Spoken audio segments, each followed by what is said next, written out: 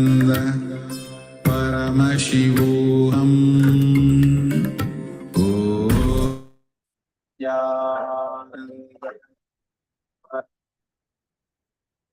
Yes, now please go ahead and share your power manifestation experience.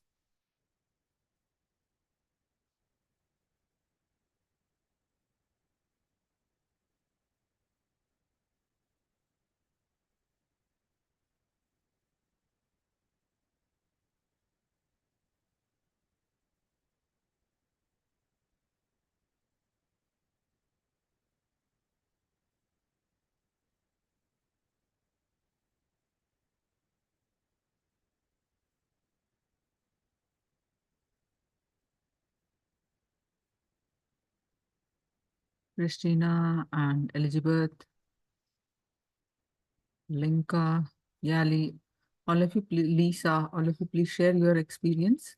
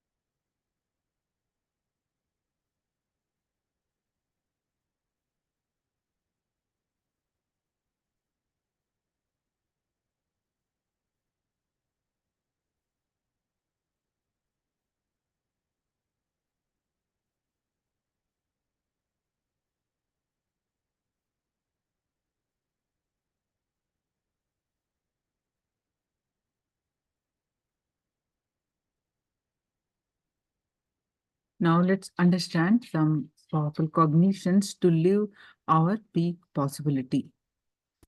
So how free do we really free? We spend our whole life pursuing freedom, but how free do we really feel? In some areas of our life, we may think we feel free, but in other areas of life, we're still feeling tied down or suffocation, then that is not freedom. If freedom is all about having more choices, like society leads us to believe, then why is the world more stressed, depressed, and violent than ever before? For example, this so-called freedom with food. When we live in a society where the food is poisoned and chemically altered, the water is fluorinated. Even though we have so many choices, we don't even have a basic freedom to eat as per the natural needs of our body. Choices are delusion sold to you as freedom. Choices are not only not freedom, they are anti-freedom. Opinions form a very strong walls in your life and reduces your freedom to choices. Choicelessness is real freedom. Choice is freedom is a conspiracy done against you to put you in depression. As long as you have a choice, it is a bondage. Choicelessness is a real freedom. Choicelessness makes your individual ego redundant. That is real freedom. Freedom that does not depend on any external circumstance is the only true freedom.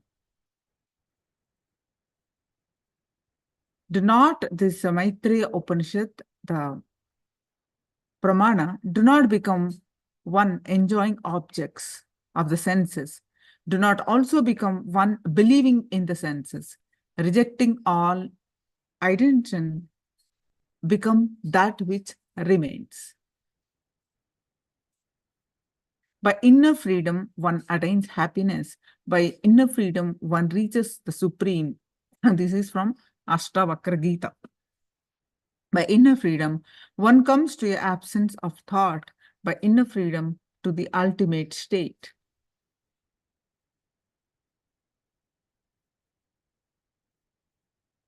The cosmic will takes over, and after enlightenment, there is no desire. I have no strong desire. There is no strong will. Body has completely melted because there is no strong desire. Body has become liquid. Body has become completely like butter, covered with butter. That is why many people ask me, Swamiji, sometimes when I see you, you look like a mother, woman. Sometimes when I see you, you look like a lion or man. Sometimes when I see you, you look like a small boy. What is happening? I have some trouble in my eyes or what? Be very clear, your eyes are perfectly all right. Because there is no strong desire or will in the body, it has become fluid. Whatever attitude this body takes, it radiated in the face, the body, and everything else.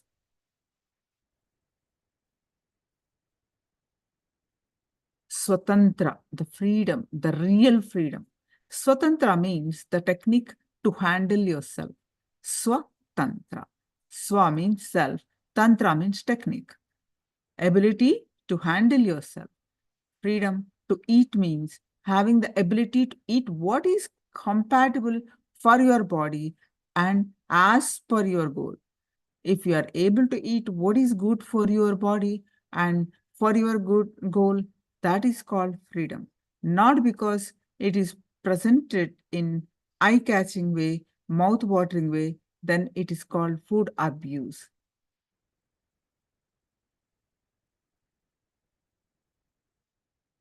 When you understand what is your real freedom, you can look beyond the choices and have the freedom to live as per your goals, real goals.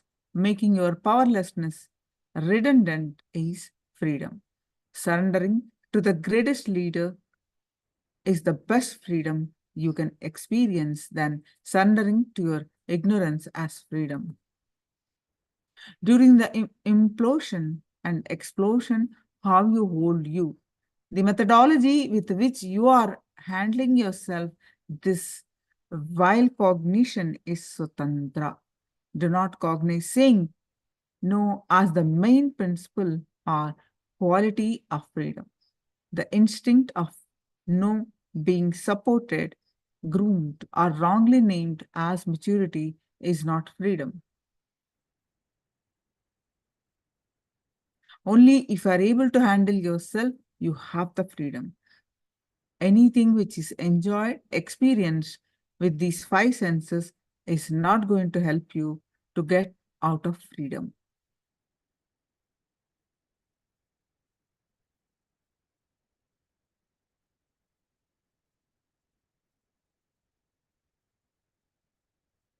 Nothing is going to be more inspiring in the future anymore other than the exploring consciousness and enlightenment.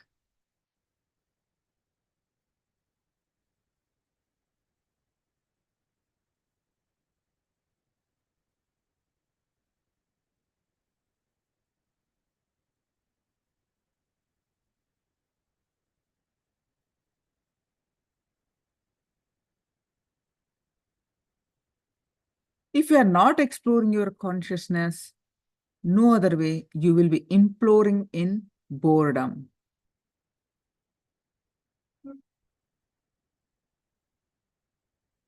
Lower level opinions lead to choices, and choices lead to frustration or boredom, which is finally bondage. In every field, the opinion-based choices makes you a Shudra, a consumer. A reality-based freedom makes you a leader, a powerful, successful Ishvara. You establishing yourself in truth, not on opinions and choices, but on truth and freedom.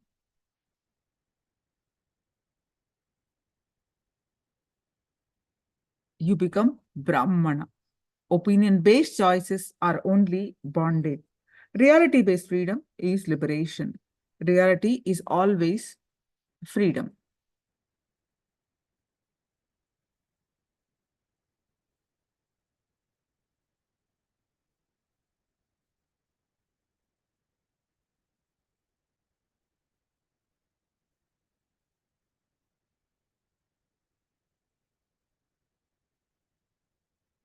There is a beautiful story.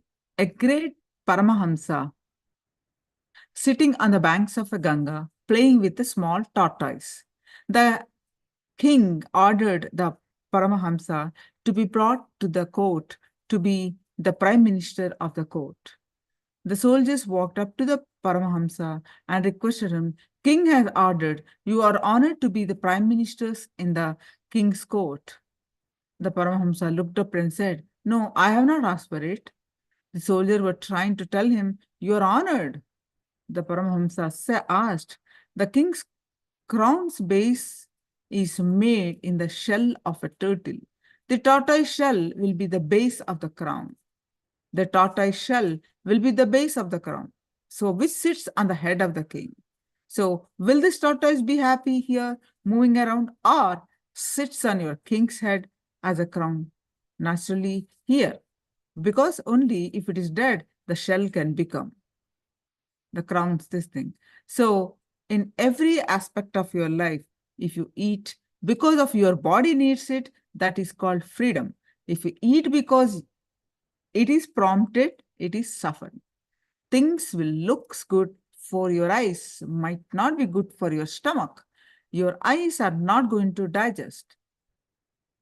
Your stomach is going to digest. If you choose from the short perceptions you have, it is called choices. If you play with whole, with the large perception beyond anything you can imagine to choose, it is called freedom. How do we awaken this inner power with the will persistent to have the real freedom? How do you have the will persistent to choose what is right for you? Choose what is not pleasant, choosing the right thing with the will persistent to continue to achieve your peak possibility. Let us listen from Swamiji the how to unleash your inner power with will persistence.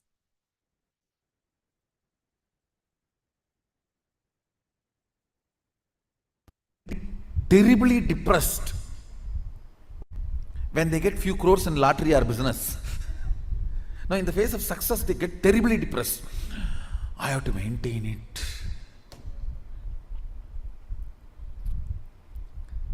Manifesting powerful cognitions about everything. That's a foremost important fundamental principle. And now, today, not just cognitions about body and mind. I'm going to make you manifest even powers.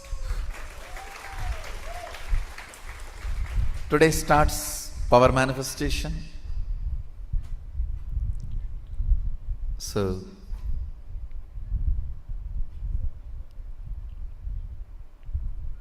you are all going to manifest the power of body scanning. You will be able to scan your body and scan others' bodies. It's one of a powerful, very powerful initiation. Initiation, I did it yesterday itself, but it needs to settle in your system. That is why I gave time. Today I'll again initiate and make you express it. Let me answer your questions and question your answers. Come on.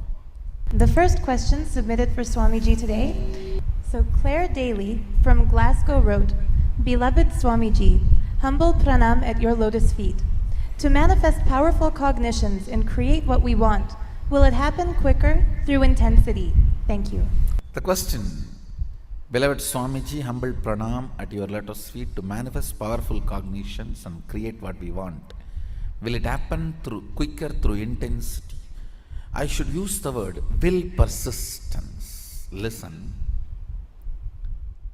Ganga, river, breaks Himalayas not by power but by persistence. She doesn't break the Himalayas by power, no. The force which she is coming down, Himalaya doesn't get broken. Maybe few stones move. The hill itself doesn't open up. But when she stays, when she gets black, she stays, overflows. By her persistence, she breaks the Himalayas. So I may want you to have a small shift in your understanding. Whenever you want to manifest powers,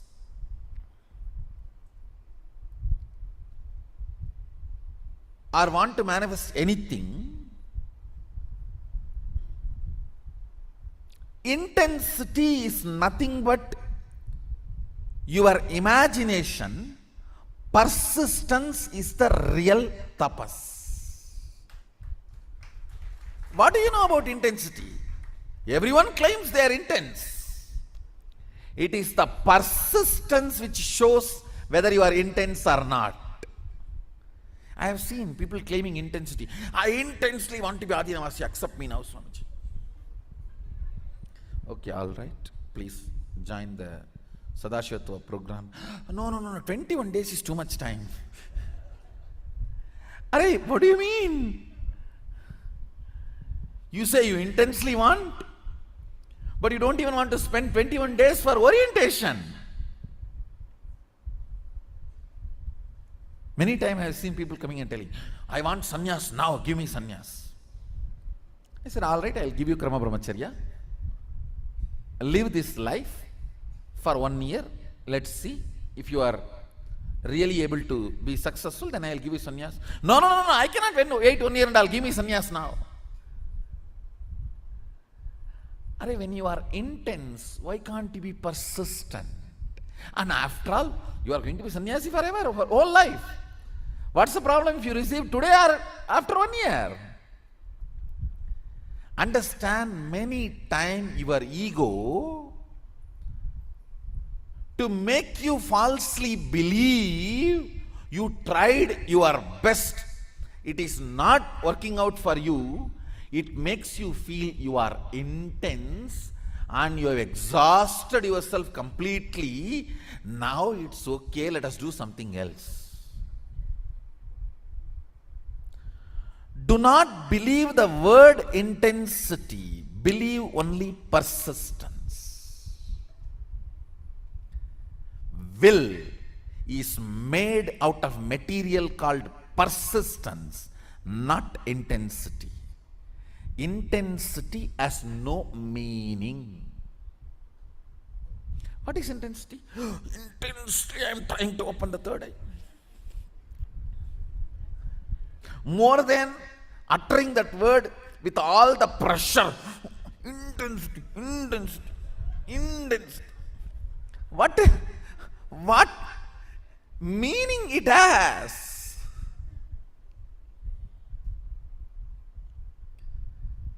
Persistence. Will persistence. Listen to the word. Will persistence. Ganga breaks Himalayas not by intensity but by persistence. You manifest what you want. You break into Prakriti. You manifest what you want in Prakriti by intensity, not by intensity, but by persistence. You break through into Prakriti, not by intensity, but by persistence. Persistence is actually the scale with which you need to measure even your intensity. Listen, just if you are honestly seeing yourself, you will understand most of the time you hypnotize yourself to believe you are intense just to dump that action. Oh, I was intense, I am intense, I tried my best with all my intensity, it's not working out, let me go to something else. Just for that you use the word intensity. How many of you agree what I am saying? Most of your intensity is ego's delusion. Alright, tell me, what is intensity?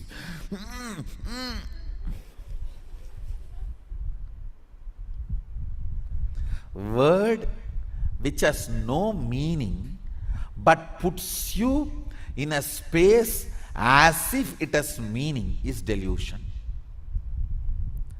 I should say persistence, not intensity. I have seen people.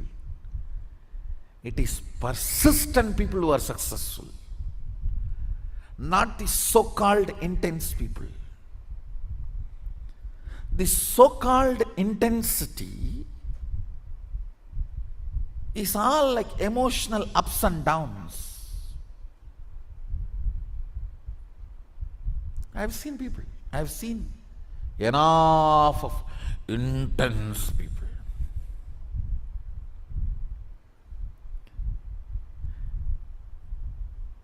But they will not have persistence. I have seen people saying, give me sannyas now. Intensity. Okay, I'll give you krama brahmacharya and take sannyas after 1 year. No persistence. No, then I don't want. Go.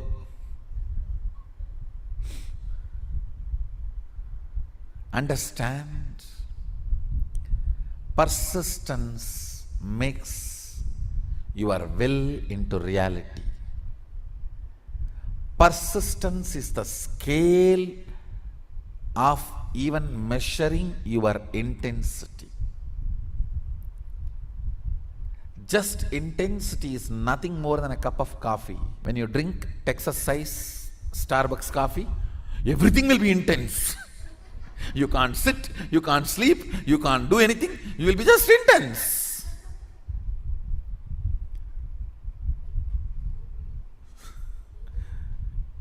In Tamil there is a proverb, Injidina Kurangu.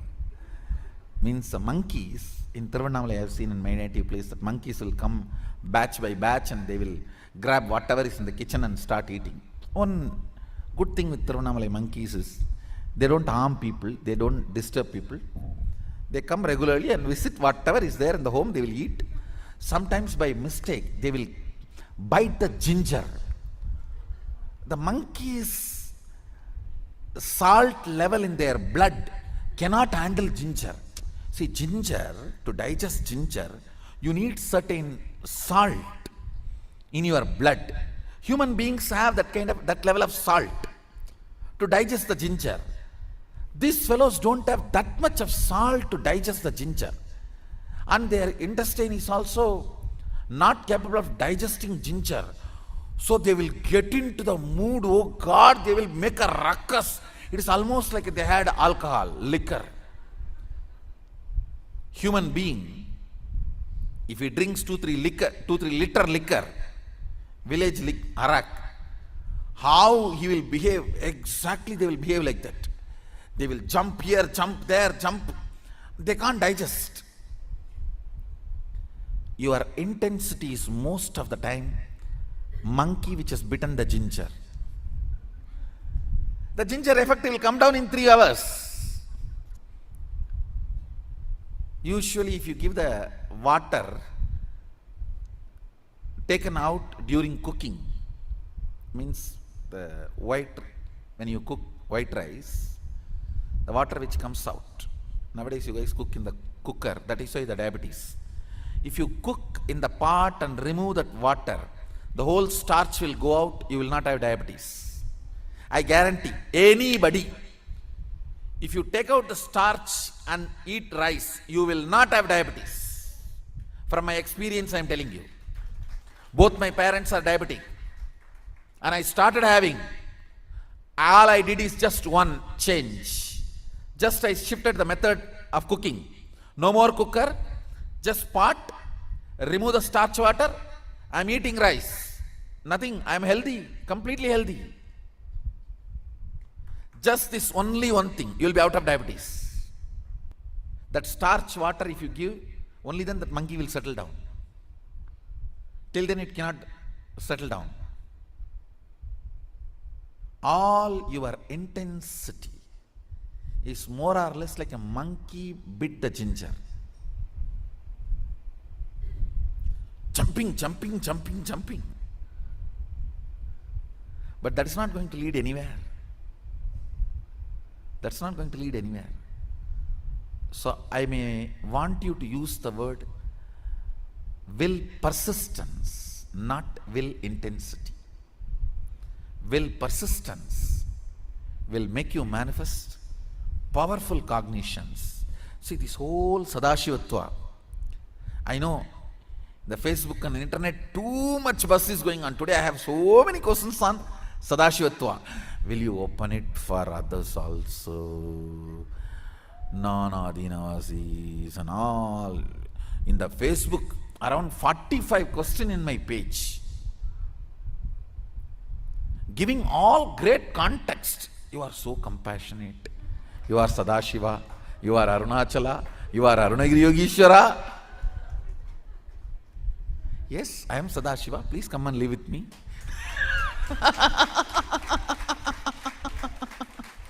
Come on, let's do what we need to do to the world.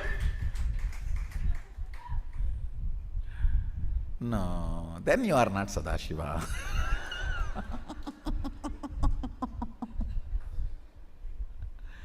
I am Sadashiva as long as I say, I do what they say.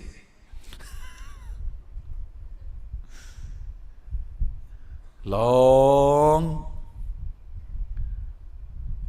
cajoling, reckless, in multiple ways. See, understand,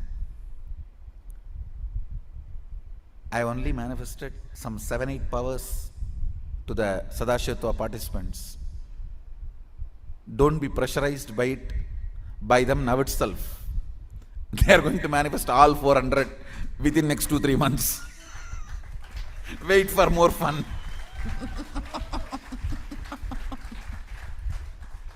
Understand the principle, why they are empowered with so much of powers in such short time, in so much, because they have decided to do Sadashiva's work. See, the whole purpose is different. See, if you have your own vested interests, then you receive only certain level. See, it is not that for you I give an half-inch pipe, for them I have a 10-inch pipe. No. I am same. When I put my hands and initiate, I am same. Your context is you have some other goals.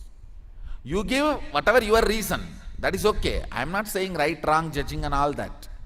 When you have your reasons, you receive whatever you can. In them, the very context for which I am functioning and their functioning is in so much of tune, like a floodgate, it hits their being and starts manifesting. What can I do? Because the reason for which I function and reason for which they function is one and the same. So naturally they are manifesting and they are going to be manifesting. So it is not that I keep it in like a ration and I pour 2 liters for you and 10 liters for them. No. Understand, cosmos works neither on communism nor on capitalism. It works on responsibilism. What is the responsibility you take in life?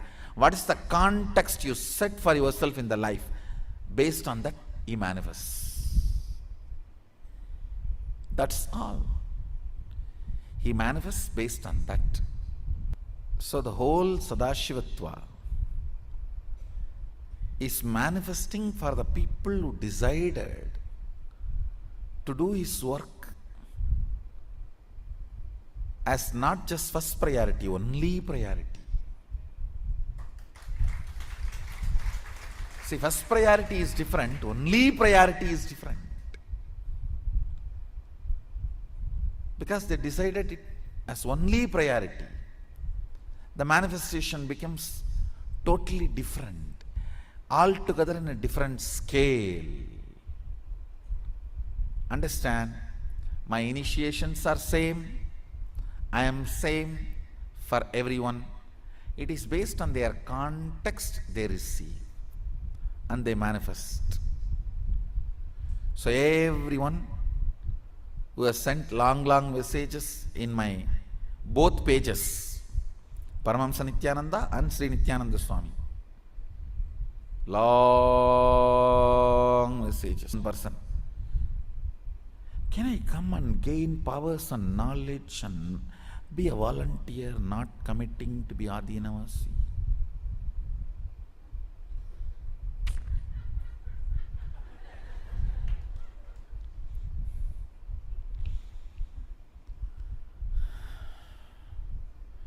I don't date.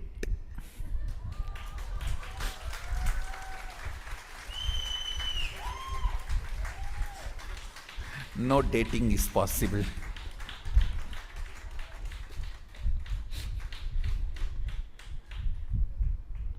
So the context sets the consciousness to a different frequency.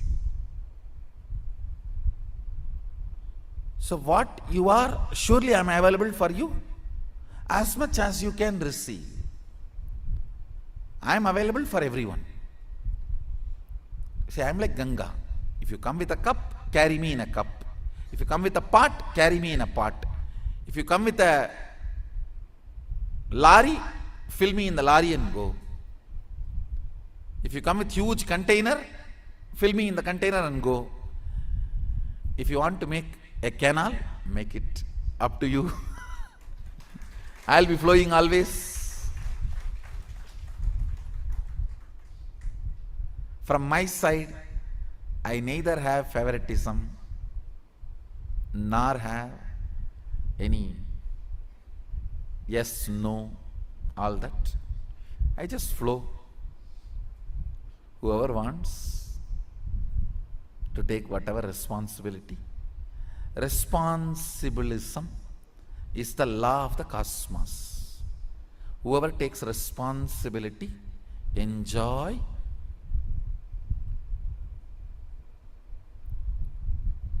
powers. Guruve Saranam. So I am part of Karnataka archery team, going for nationals. And fortunately I got your blessings in the last program, to shoot like Arjuna also. But only one powerless cognition that I am not able to remove is, I am 38 years old now. I started practicing only after 35 years. And the people around me are less than 20 or 25. How should I take this age factor in this performance? So, okay. Now I'll read your question. You just tell me, am I right? People who are competing with me are around 20-25 years experience. But I practice only last 3 years. How can I handle this competing with them in the national? No. As a powerful cognition. Age factor does not matter at all. Even the age is actually a number.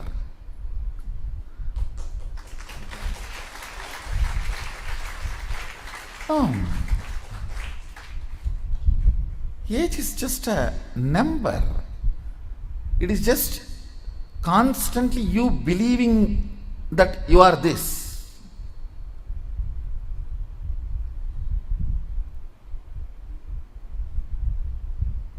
Do you think between 20-25 their muscles are stronger than the 38? Surely scientifically it is not proven. No science is able to prove certain age is the most healthy age for human beings. No science is able to prove certain age is the highest capable age for some activities for human beings. So this whole idea is, I think, what you started believing.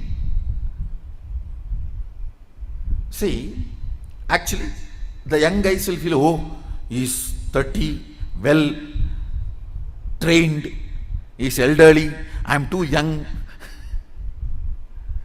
So I should say, no science has still now proven certain age is best for certain activities. Enough of times these rough theories are broken. These are rough hypotheses, rough theories. Then, that's it. Thank you. Blessings. You will be successful. Thank you so much. See now, when you listen, when you hold the bow, now today you will be initiated into the power manifestation. Means you will be able to see internally what is going on. Just see internally what is going on and then send the arrow. You will see exactly it reaches the goal. Just see what is going on inside. And through the third eye see the goal. You don't even need to open your eyes. Arrow will reach the goal.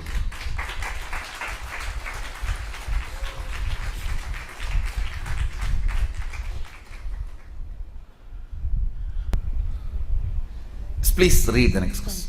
From San Jose, Aisha Sambial is asking, how long does it take to open up your third eye? Isha Sambial. See, if you open it on your own, I don't know how long.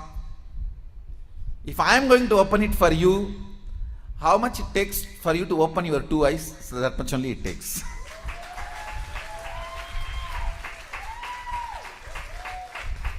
If you are going to open it on your own, I do not know how long it will take. Whether it will open at all or not, even that I don't know. But if you are going to ask me to open it, I'll tell you, I need time. Only how much time you take to open your two eyes. Actually, whether you are a kid or adult, opening your third eye takes only a second for me. The problem with adults is you have calcified your third eye so much. Little time is required only to remove that calcification, nothing else.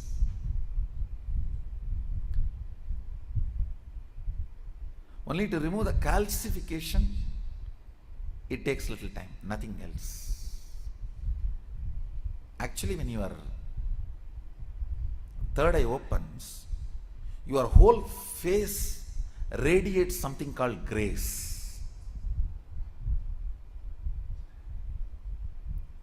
I'll strongly recommend these 2-3 small activities. Every night have aritaki powder, half teaspoon. So that cleanses all the fluoride calcification in your third eye. And before going to bed, take little turmeric or kumkum. Apply it in, mix it in water. Like a paste, nicely rub. See, fluoride and turmeric both have a quality of penetrating your body through skin. Fluoride goes and calcifies, turmeric goes and decalcifies. In those days, in Hinduism, women used to apply turmeric in their face in the night time and early morning. In those days, women used to apply. I have seen my mother and all, she will rub in stone. In the bathrooms, there will be a small stone. On that, the turmeric will be there, like this big seed. And they will rub that.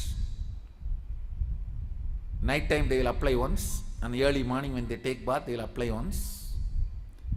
It removes all the calcification, either by your water or by food. The calcification settles, will be removed. You will have very bright awakened third eye. I strongly recommend, even for men, in the night time, who is going to see you?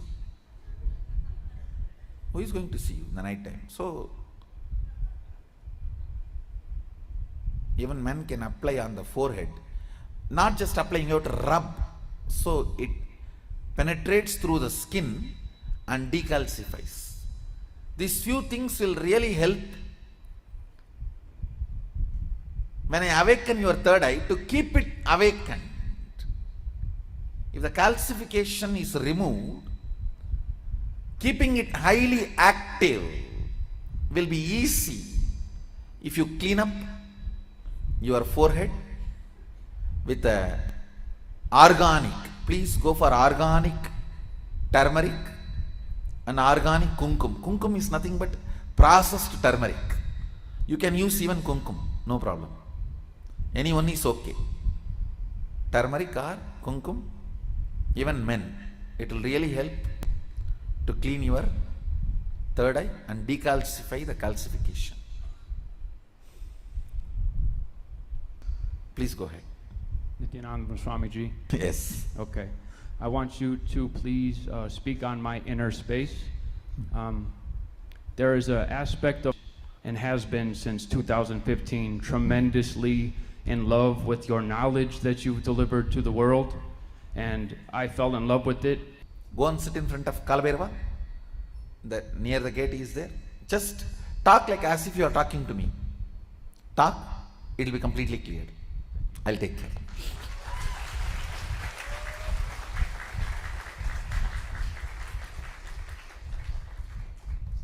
I don't know how many of you know, he is Chakrat, he is a Chinmaya Vigraha, understand? He is alive. He is not just stone, he is alive.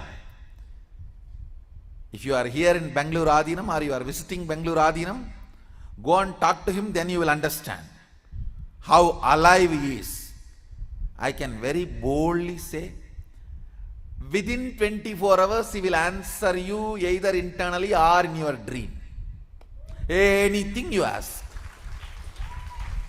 24 hours the turnaround time maximum. maximum 24 hours is the turnaround time. He is a Chakrat Murti. He is the Chinmaya Vigraha. He is the Lord of this whole city, Kotari, of the whole Nithyananda Nagara. He is the Kotwal of Nithyananda Nagara. Talk to him, he will take care. Next. From Houston, Madhavan Nambudiri asks, what should I do to start having abilities like blindfold reading? Or are there any steps more I have to follow to gain such abilities? Yes. Madhavan Nambudiri. See, the blindfold reading is not an ability, it is a power.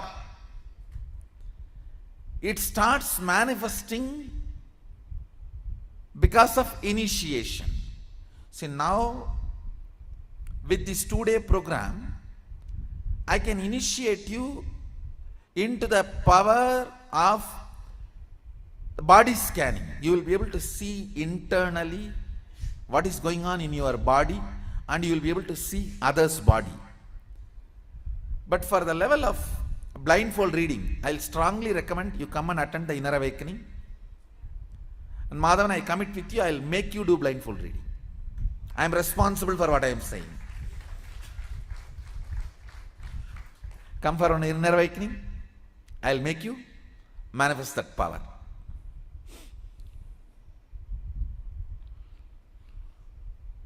Next question is, Swamiji, I hear so much buzz happening with the Sadashivatva program exclusively for Adinavasis. Can you please share what is your opinion about Adinavasi? Why should one become an Adinavasi? Can we not enrich the world from where we are?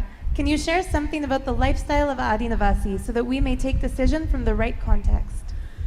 See, you can enrich the world from where you are only to the level you are. See, if you feel best thing in the life, food is the best thing in the life. So you will start sharing food. If you feel education is the best thing in your life, you will start sharing education. If you feel 1 or 2 powers are the best thing in your life, you will start sharing that. But if you start manifesting the whole Sadashivatva, you will start sharing that. Understand, I am empowering you to enrich the best thing to the world. So the very level of your idea of enriching will be different.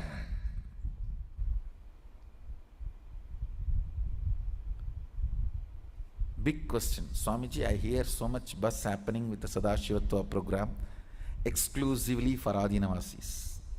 Can you please share what is your opinion about Adinavasi? Understand, I am making it very clear. I don't mince words. I am very straight. It is time. Now humanity gets superconscious breakthrough. From amoeba cell to fish is a physical breakthrough. Body has grown. From fish to monkey, physical and mental breakthrough. Body and mind has grown. From monkey to man, physical, mental, conscious breakthrough. Body has grown, mind has grown, and ability to experience various states of consciousness has grown. Now, the humanity has reached a space, superconscious breakthrough need to happen from man to Sadashiva. And last 200 years, various masters were working for it, starting from Ramakrishna, Ramana Maharshi, Paramahamsa Aurobindo, J. Krishnamurti, Osho, Maharishi Mahesh Yogi, Prabhupada, I can list. All of them were trying their best and pushing. All of them were really trying to give this conscious breakthrough. By the grace of Sadashiva, it has happened now. It has happened now. Visibly. Breakthrough in your consciousness is not belief or a faith or a personal subjective experience. No, it is objectively quantifiable experience. First time it is not just Atma Pramana, subjective experience of you, the way you manifest. Now it is Sakshi Pramana for others also. And I tell you, humanity is not ready to listen anymore. If you say Atma Pramana, no. Only if it can become your Sakshi Pramana, people are ready to listen. I think Sadashiva did it. He made it.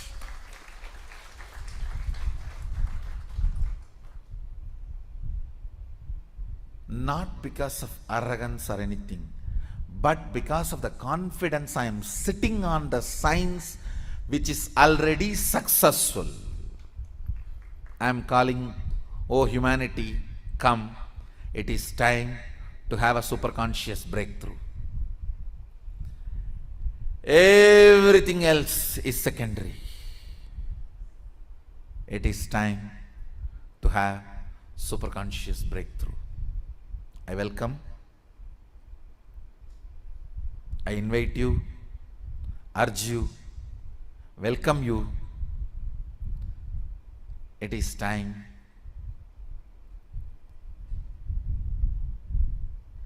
humanity manifests superconscious breakthrough,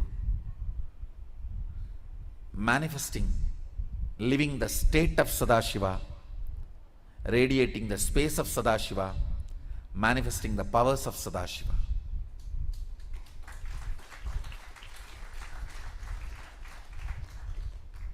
So,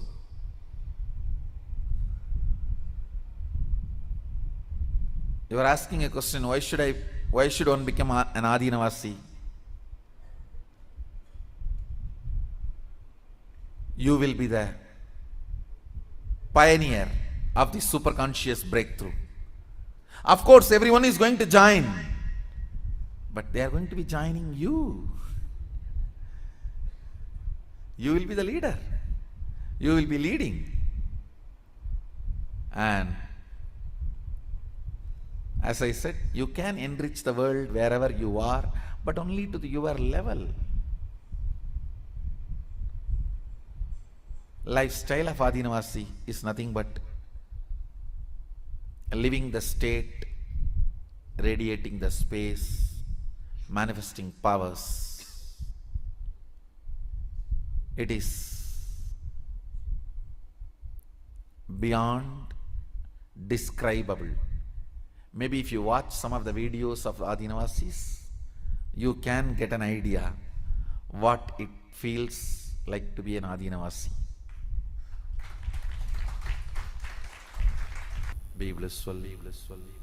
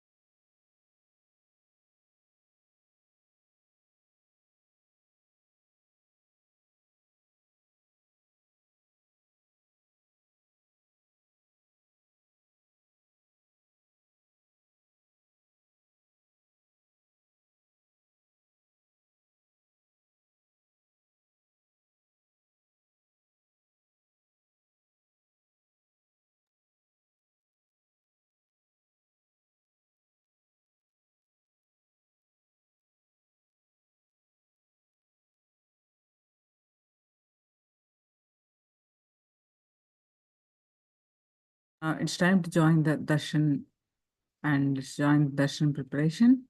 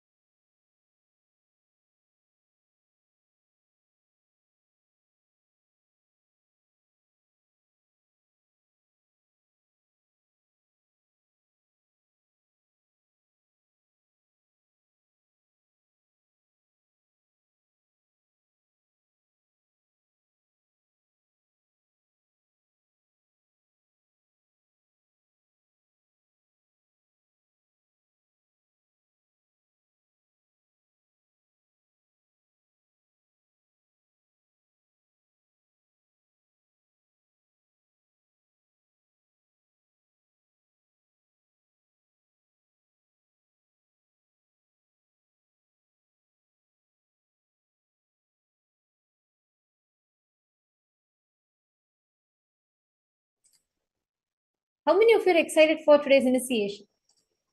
How many of you are excited, looking forward to receiving today's initiation?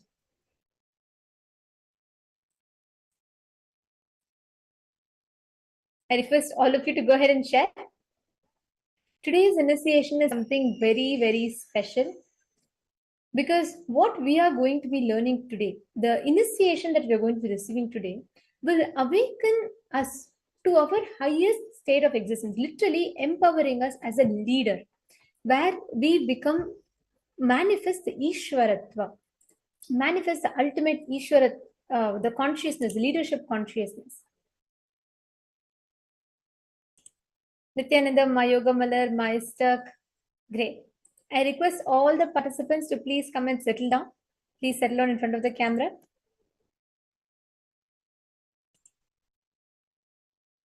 Ma Jayalakshmi, Ma Vishwaja, can you all confirm if you're able to hear, Ma? Nithyanandam, can I request all the participants to confirm if you're all able to hear us?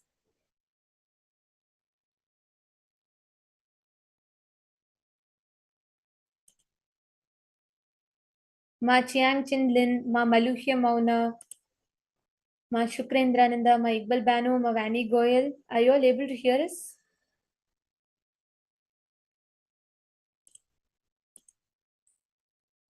Okay. Today, what all of us are going to be experiencing is overcoming the Tripurasuras inside of us. There were 3 asuras, the story of Tripurantakar, as Swamiji himself revealed to share with us right now. Paramashiva comes and he heads forward the mission of destroying the Tripurasuras and at the same time making all the devatas realize how they can simply just the whole identity, anything other than Paramashiva in you is only ego. And Paramashiva destroys that identity in each of them, teaching them who they are really and showing who Paramashiva is in his ultimate form.